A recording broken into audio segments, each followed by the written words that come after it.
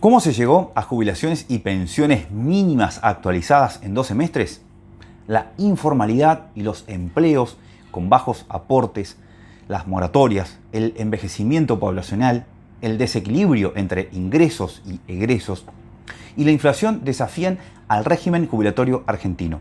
La reducción de los aportes patronales y el ajuste para pagar la deuda atentan contra la vida misma de los jubilados. Hoy por hoy, el 80% cobra la mínima, recibiendo más que una jubilación, un subsidio de indigente. La población argentina en condiciones de trabajar es alrededor de 20 millones, que la podemos dividir en tres: los trabajadores formales, los informales y los desocupados, dentro de los cuales están los planes sociales. Entonces, ¿cuál es el cuadro de situación actual? El jubílese hoy y pague después invierte el sentido del histórico del concepto de previsión.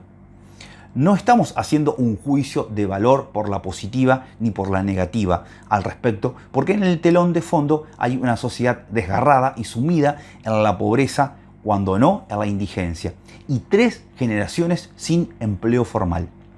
El requisito de aporte es de 30 años, mientras que el 65% ha necesitado de una moratoria, que habla a las claras sobre los despidos y demás situaciones de los vaivenes laborales de la realidad argentina.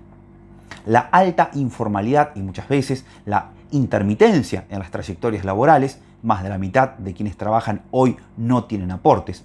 La otra es el trabajo independiente, precario, el emprendedurismo, el negro, flexibilizado y o tercerizado en el Estado y en lo privado más.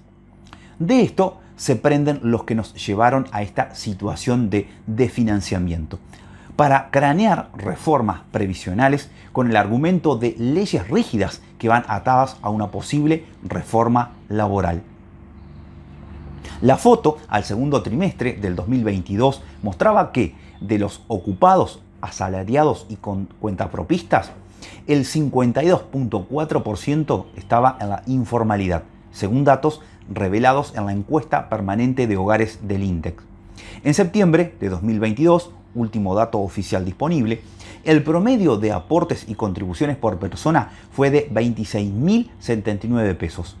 Pero, mientras que entre los asalariados del régimen general la cifra llegó a los 34.846 pesos, entre los autónomos fue de 10.851 pesos entre los monotributistas y 1.465 pesos y en el régimen de los servicios domésticos. De 131 pesos apenas el 0,5 de la cifra promedio. ¿Y qué está ocurriendo?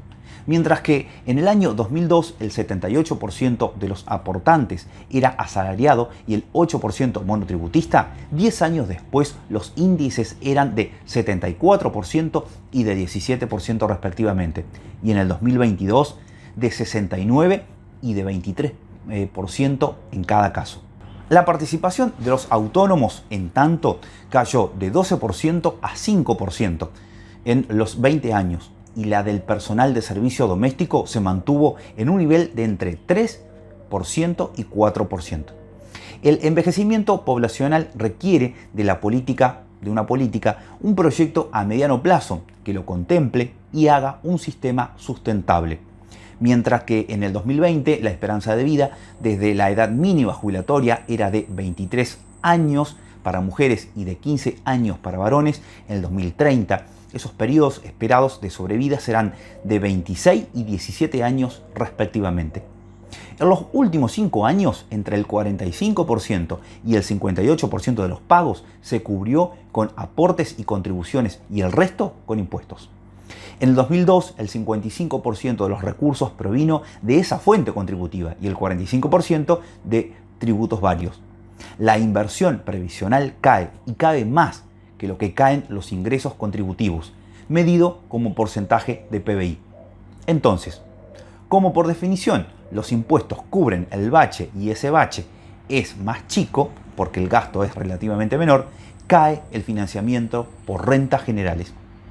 Es todo por la inflación y por cómo erosiona el gasto. La pérdida del poder de compra acumuló entre enero de 2020 y febrero del año 2023 hasta un 27.7%. ¿Qué sucede con la cantidad de pleitos iniciados judicialmente? Es decir, la litigiosidad. Recomponer solo los haberes más bajos y no todas las prestaciones dañadas por la inflación provocó una litigiosidad récord. A septiembre de 2022, según datos difundidos por la Jefatura de Gabinete, la ANSES tiene 81.055 sentencias pendientes de pago y hay 249.183 demandas tramitándose en la justicia. Solo los jubilados y jubiladas organizados podrán administrar sus propios aportes. La política solo ve un gasto sin ningún tipo de reconocimiento a la labor de cada historia personal.